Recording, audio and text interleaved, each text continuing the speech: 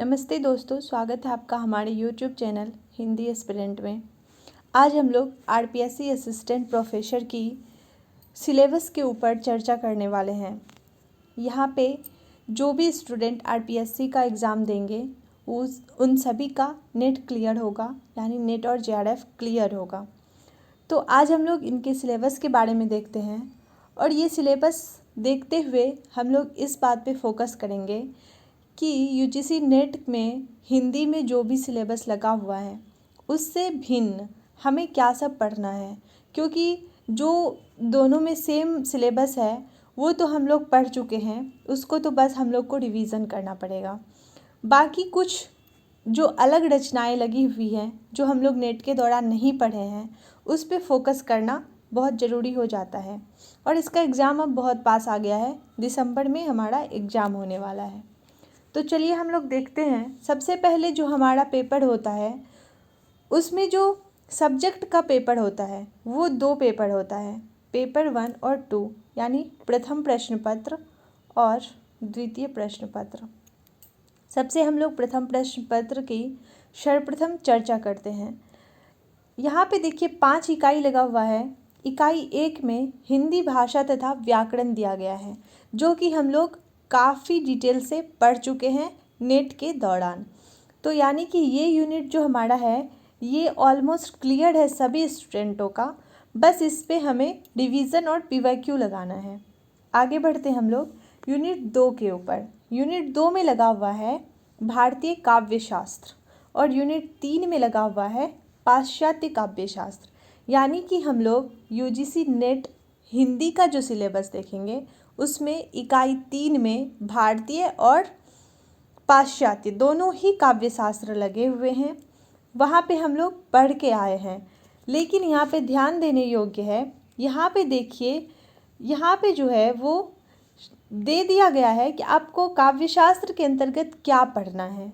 ठीक है, वहाँ पे हम लोग डिटेल में पढ़े हैं, लेकिन यहाँ पे कुछ पॉइंट दिए गए हैं, जैसे काव्य की परिभाषा पढ़ना है, काव्य के लक्षण, काव्य के हेतु, काव्य के प्रयोजन और साहित्य का स्वरूप। ये सारे बिंदु हम लोग देख लिए हैं।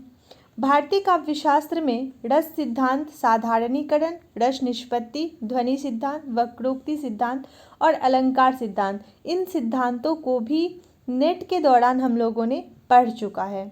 अलंकार की बात करें, अनुप्रास, यमक, श्लेष, वक्रोक्ति, उपमा, उत्प्रेक्षा, रूपक, संदेह, भ्रांतिमान, विभावना, वयन, सगाई और अपनहुति, यानी कि अलंकारों में भी सभी अलंकारों को नहीं पढ़ना है। यहाँ पे जो सिलेबस में लगा हुआ है इन अलंकारों को डिटेल में पढ़ना है। और यहाँ पे छंद में दिया गया है दोहा, चौपाई, सोरठा, उलाला, छप्पय, कुंडलियाँ, गीतिका, हरि गीतिका, मंद्राक्रांता और ये द्रुत, विलंबित और कवित, यानी कि अलंकार और छंद में भी हमें जो है सो दे दिया गया है कि हमें क्या सब पढ़ना है।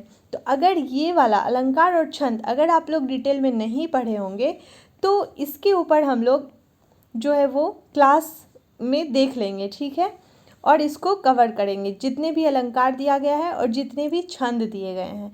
और ये क्लास जो होगी वो दोनों के लिए, यूजीसी नेट के लिए और आरपीएससी के लिए, दोनों के लिए ही यूज़फुल होगी, क्योंकि दोनों का सिलेबस ऑलमोस्ट सेम है। ठीक है, आगे हम लोग जाते हैं पाश्चात्य काव्य शास्त्र में।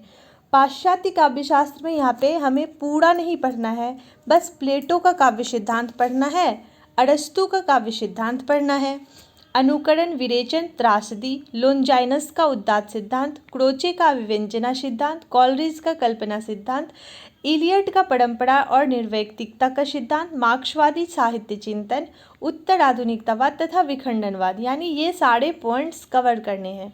एक एक पॉइंट्स उठाना है और हमें बस रिवीजन करना है, क्योंकि ये सारे जो हैं वो हम लोग डिटेल से पढ़ चुके हैं। मैं फिर बोलूँगी कि ये सारे यूजीसी नेट के दौरान हम लोगों ने काफ़ी अच्छे तरीके से पढ़ चुका है। आगे हम लोग यूनिट 4 में देखते हैं। यहाँ देखिए यूनिट 4 में जो है वो कुछ रचनाएं लगी हुई है, यानी कि कुछ पाठ लगे हुए हैं। कौन से हैं? तो ये आदिकाल और मध्यकाल, यानी कि आदिकाल और मध्यकाल में जो रचना हुई है वो इसमें लगी हुई है। पृथ्वीराज रासो का पद्मावती सर्ग लगा हुआ है। नेट में क्या लगा हुआ है? रेवा तट लगा हुआ है। जबकि यहाँ पे पद्मावती सर्ग लगा हुआ है। तो हमें ये देख लेना है, यानी कि इसको पढ़ना है। कबीर ग्रंथावली लगा हुआ है श्याम सुंदर दास जी का। इसमें आरंभिक के 20 पद, साखियाँ, गुणों को अंग और विरह को अंग, यानी कि इसमें भी दिया गया है कि हमें कबीर ग्रंथावली से क्या क्या पढ़ने हैं। मीरा पदावली पढ़नी है, भ्रमर गीत सार पढ़नी है। 21 से लेकर के मात्र 50 दोहे तक हमें ये भ्रमर गीत सार का पढ़ना है। नेट में शायद 21 से 70 दिया गया है, आप लोग देख लीजिएगा, इसमें तो कम करके ही लगाया है, 21 से 50 दिया गया है। आगे हम लोग देखते हैं जायसी ग्रंथावली। जायसी ग्रंथावली को पढ़ना है। नागमती वियोगखंड, ये भी हम लोगों ने पढ़ चुका है। कवितावली तुलसीदास का है, इसमें पद संख्या 65 से लेकर के 110 तक पढ़नी है। बिहारी रत्नाकर और घनानंद कवित, यहाँ पे 25 दोहे और यहाँ पे भी 1 से 25 दोहे, यानी कि ये सारे आदिकाल और मध्यकाल के रचनाएं हैं। बहुत कम रचना ही इसमें लगी हुई है, देखा जाए तो 4 और यहाँ 8 रचनाएं लगी हुई है आपको आदिकाल और मध्यकाल के बीच में। अब आधुनिक काल की बात करें, आधुनिक काल में देखो कामायनी लगा हुआ है। कामायनी हम लोग पढ़े हुए हैं जयशंकर प्रसाद का।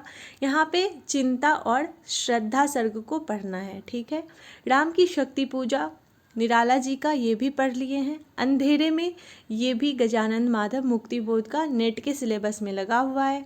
यहाँ पे उपन्यास में गोदान दे दिया है, महाभोज दिया है और आधे अधूरे। यहाँ देखिए गोदान हम लोग पढ़ लिए हैं, महाभोज जो है ये भी हम लोग पढ़ लिए हैं।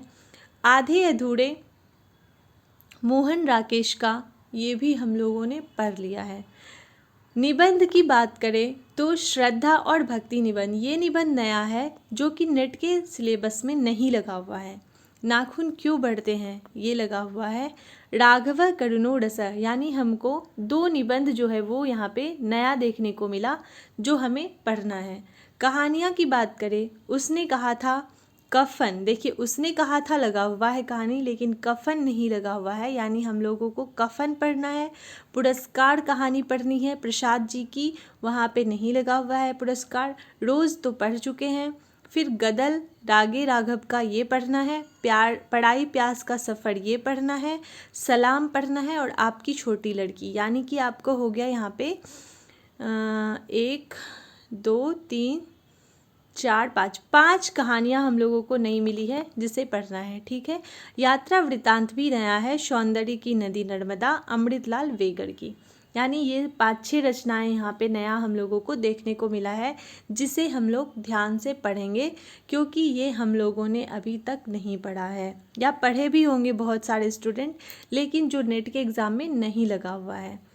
नेक्स्ट हम लोग द्वितीय प्रश्न पत्र की बात करते हैं। यहाँ पे भी 5 यूनिट लगा हुआ है। पहला यूनिट में है हिंदी साहित्य इतिहास लेखन की परंपरा और आदिकाल, यानी कि यहाँ पे साहित्य लगा हुआ है, हिंदी साहित्य का इतिहास। यूनिट 2 में भक्तिकाल लगा हुआ है। यूनिट 3 में रीतिकाल लगा हुआ है। यूनिट 4 में आधुनिक काव्य। तो यहाँ पे देखिए यूनिट 1, 2 और 3 की बात करें तो वही है हिंदी साहित्य लेखन परंपरा और आदिकाल, दूसरे में भक्तिकाल, तीसरे में रीतिकाल। तो हम लोगों को ये तो हम लोग बहुत डीपली पढ़ चुके हैं। नेट में तो हम लोगों का बहुत बड़ा सिलेबस लगा हुआ है, हिंदी साहित्य पूरा का पूरा लगा हुआ है। यहाँ पे कुछ अंश लिखे गए हैं जिसे हम लोगों को देखना है। देखिए इसमें क्या है, हिंदी साहित्य के इतिहास लेखन की परंपरा, ये तो आप लोग गोविंद पांडे और सरस्वती पांडे वाले बुक से 2-3 पेज में है दिया हुआ, वहाँ से कवर कर सकते हैं। काल विभाजन और नामकरण वहाँ से कर सकते हैं। प्रमुख साहित्य इतिहास ग्रंथों का परिचय, ये सारे वहाँ पे आपको अवेलेबल है।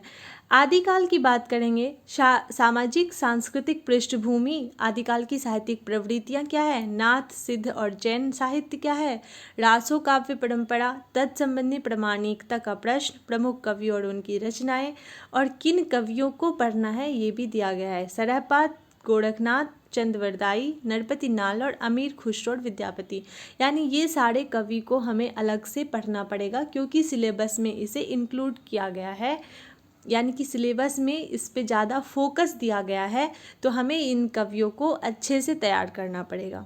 बाकी आदिकाल पे चैनल पे जो है वो वीडियो अवेलेबल है, आप लोग वहाँ से देख सकते हैं। आदिकाल बहुत ही अच्छे तरीके से सरल भाषा में समझाया गया है। दूसरा, आप भक्ति काल को देखिए। भक्ति काल में क्या है?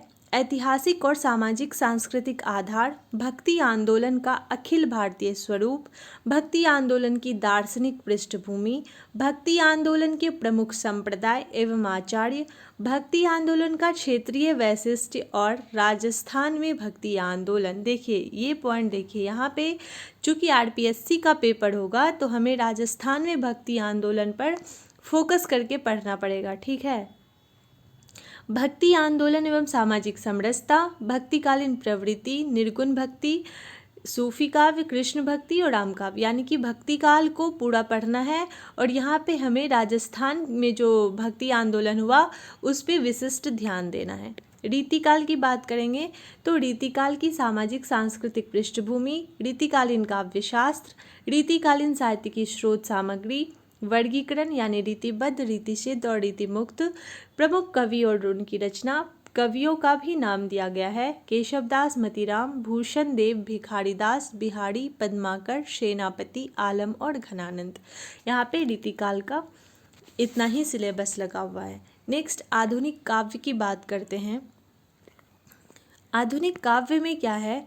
यूनिट 4 में आधुनिक काव्य में है आधुनिक काल, ऐतिहासिक और सामाजिक सांस्कृतिक पृष्ठभूमि, 1857 का स्वाधीनता संग्राम, हिंदी नवजागरण, भारतेंदु और उनका मंडल, राष्ट्रीय सांस्कृतिक काव्यधारा, मैथिली शरण गुप्त। यहाँ तक देखिए, यहाँ तक आप लोग एक एक टॉपिक को यूट्यूब पे डालिए, गूगल पे, या फिर बहुत सारे बुक में आपको मिलेगा। और फिर यहाँ पे हम लोग कवि की ओर जाते हैं। मैथिली शरण गुप्त को पढ़े हुए हैं हम लोग, माखनलाल चतुर्वेदी, रामधारी सिंह दिनकर, श्याम नारायण पांडे, सुभद्रा कुमारी चौहान। छायावाद में फिर पृष्ठभूमि प्रवृत्ति, प्रमुख कवि प्रसाद निराला, पंत और महादेवी वर्मा हैं। प्रगतिवाद में केदारनाथ अग्रवाल, नागार्जुन, शमशेर बहादुर, फिर आपका मुक्तिबोध हो गया। प्रयोगवाद और नई कविता में अज्ञे धर्मवीर। देखिए यहाँ पे जो है आपको कवर तो पूरा आधुनिक काव्य किया गया है, लेकिन आपको बहुत कम कवि को इंक्लूड किया गया है जो कि हम लोग आसानी से पढ़ सकते हैं। इसकी अपेक्षा अगर हम लोग यूपी असिस्टेंट प्रोफेसर का जो सिलेबस देखिएगा, बहुत भारी, बहुत लेंदी है। यहाँ पे आपको कम दिया गया है, थोड़ा सा समकालीन कविता भी इसमें दिया गया है। आगे हम लोग बात करते हैं यूनिट 5 की, आधुनिक गद्य काल की। आधुनिक गद्य में क्या आता है आपको? भारतेंदु हरिश्चंद्र, भारतेंदु की हिंदी पत्रकारिता, हिंदी गद्य सरस्वती, महावीर प्रसाद द्विवेदी की भूमिका, हिंदी उपन्यास का विकास, प्रमुख उपन्यासकार, हिंदी कहानी का विकास और प्रमुख कहानीकार, हिंदी नाटक और रंगमंच का विकास, प्रमुख नाटककार, हिंदी निबंध आलोचना, प्रमुख निबंधकार और आलोचक, हिंदी की कथेतर विधा का विकास, जीवनी, आत्मकथा, संस्मरण, रेखाचित्र, यात्रा वृत्तांत, हिंदी की साहित्यिक पत्रकारिता, परंपरा और वैशिष्ट। ये सारे हम लोग नेट के सिलेबस में पढ़े हुए हैं, ठीक है। तो मेरा कहना ये है कि आरपीएससी का जो सिलेबस लगा हुआ है इसमें से 80% या 85% हम लोगों ने नेट के दौरान पढ़ चुका है, सारा का सारा। हमें कुछ रचनाएं जो है वो यहाँ पे नया देखने को मिली है, जिसे हम लोगों को पढ़ना है और उसके ऊपर मैं क्लास लेके आऊँगी जो भी इसमें नई रचना लगी हुई है, ठीक है। और बाकी यहाँ पे साहित्य को तो हम लोग बहुत डीपली पढ़ चुके हैं नेट के दौरान, फिर भी इसमें जितने पॉइंट्स दिए गए हैं उस पे हम लोग और अच्छा से रिवीजन करेंगे आगे क्लास में। तब तक के लिए धन्यवाद। आपको अगर वीडियो अच्छा लगे तो लाइक, शेयर और सब्सक्राइब ज़रूर करें ताकि आपके पास हर एक वीडियो पहुँच पाए। धन्यवाद।